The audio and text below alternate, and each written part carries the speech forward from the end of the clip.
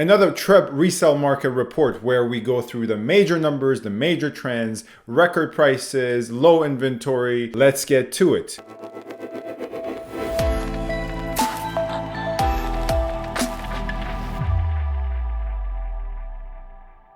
Hello everyone, this is Sam from SaberiSixRealEstate and Remax Realtron Realty Inc. As always, back with another video for you guys here today. You can find my contact information in the description box with regards to my Gmail, my Instagram, and my office. Feel free to get in touch with me with any questions you may have with regards to anything discussed in this video. And you can find me on the social media platforms where I post different types of content and what I've personally sold and bought for clients as well. Lastly, feel free to subscribe, comment, rate, and review. You can find the link to my newsletter in the description box. And enough of that, let's get to the point of today's video, which is yet another TREB resale market report. Starting out a little bit differently. Usually we start with the inventory and sales numbers. Well, let's start with the price numbers because that's where, in my opinion, the most alarming for buyers, but pretty good news for sellers, number is wherein in the average sold price across all property types in the month of January 2022 across the GTA real estate market, the average sold price was $1.242, so $1,242,000. Once again, across all property types, across all areas in the GTA. Year over year, this represented a 28% increase in average sold price, wherein in January of 2021, we saw an average sold price not only below $1,200,000, not only below $1,100,000, below $1 million at $966,000. And this 1.242 million average price point is a new record. And at this point in time, I have been saying that for the preceding videos because it seems as if we are setting new records every month across all property types in terms of average sold price. Now that is the year over year view. I actually went across the last year, starting from January, obviously, of 2021, and charted in this bar graph every single month in between.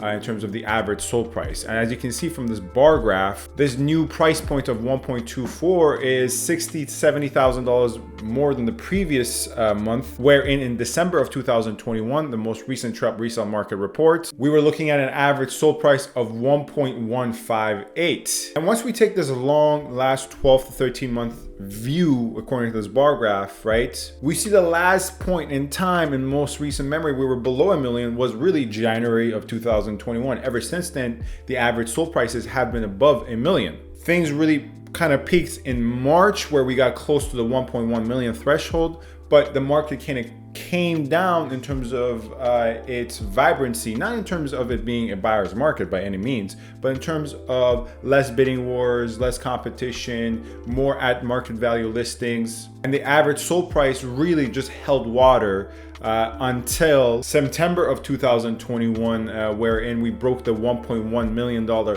threshold. Since that point in time, September, the average sold prices have been steadily increasing. Yes, there was a minor dip going from November to December, but when we're talking about in the millions and across all property types in all areas, a dip of 1,000 here, 1,000 there is pretty much equivalent to things staying even. But nonetheless, we see in January, right, things have, once again, not to be hyperbolic, which I try not to do like other channels, but things have quite frankly exploded into January. And I have made clear commentary of that across the condominium spectrum. But frankly speaking, one part of this channel that I frankly do not do enough of is talking about freeholds. I see it across the freehold spectrum, both in terms of when I'm buying and selling for freeholds for clients and when I look at the numbers for freeholds. Now, the bullish run the market has been on in January is in part due to the anticipation of a rate hike that never came. And it's going to be quite interesting. I'm now recording this video 3 days into February. It's going to be interesting that the rate hike that never came, what's going to be the impact of that on February prices? Now let's touch on total residential transactions, right? Because we're going from prices to sales now. And in terms of total residential transactions in the month of January 2022, there was a drop of 18% where we had 5,600 sales occurring a drop from year over year, where in January of 2021, there was about 6,888 sales. Now, once again, sales are dropping not because people are not interested. If anything, people are more interested than ever. There's more demand than ever. Sales are simply dropping because there's no inventory, right? A little inventory. And we'll get to those numbers a little bit further. But if we do the same thing with the prices, chart it out and across a bar graph in the last year, we see that sales really peaked March of 2021 at 15,000. And it's no coincidence that if we were to refer back to the earlier bar graph with regards to prices, the highest prices we saw before the new high we experienced in September was also March of 2021.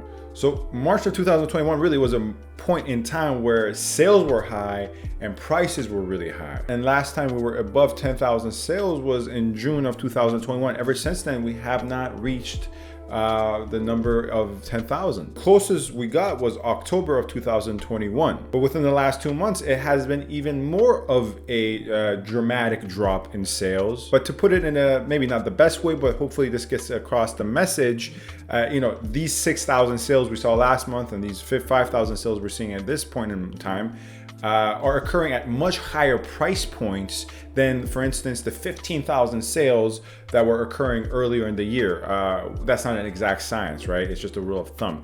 Point here is the diminished amount of sales is not to indicate that it's not a hot market. It's more so to indicate that there's just simply less inventory up for sale, and then less inventory will sell. And naturally speaking, given the demand in the market, the price points of these sales are on average probably much higher. And really, once again, we get into the crux of the issue, one of the main and most primary metrics here, which is the number of listings. In the month of January 2022, according to the GTA real estate market, as per the TREB Resale Market Report, we saw 7,900 listings, and that is a drop, once again, no surprise, of 15% year over year from 9,400 listings. At 7,900 listings, and if we were to refer back to the previous metric, sales, where once again in this month we saw 5,600 sales, the difference of which is more or less around 2,300, that's the inventory that hasn't sold yet. And when we look at the number of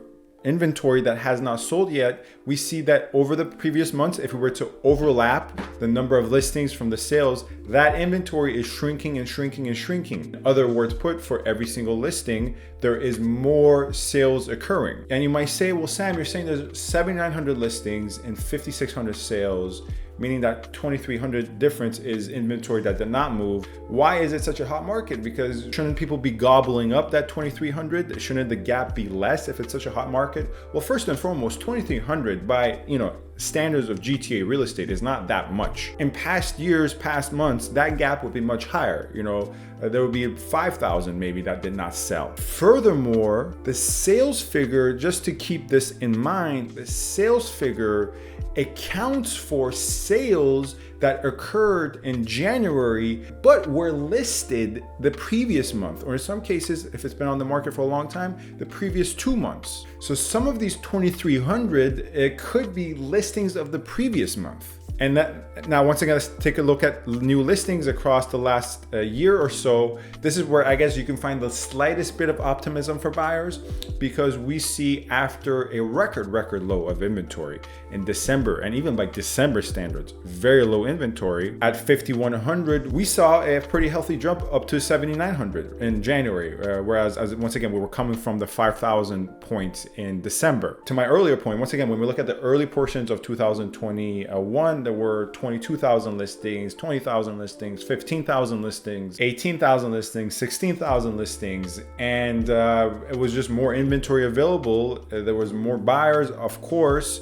but buyers had more options. Still not a buyer's market, but buyers had more options with that much inventory. And here is another alarming number. I mean, once again, alarming in a value neutral sense, right? Because it's good news for sellers. It's a really good time to be a seller right now, not so much for buyers. Where in the average days on market, we see a drop of 45%. At 18 days, the average days on market, at these many days, the average days on market, simply put, inventory is staying on the market for far less of a period, once again indicating high buyer competition and ample demand. Anyways, this is Sam from SaberiSixRealEstate and Remax Realtron Realty Inc. Thank you very much for watching this video. Feel free to ask me any questions you may have. My contact information in the description. Get in touch with any questions. Subscribe, comment, rate, and review. Thank you very much. Stay safe and stay tuned. Thank you.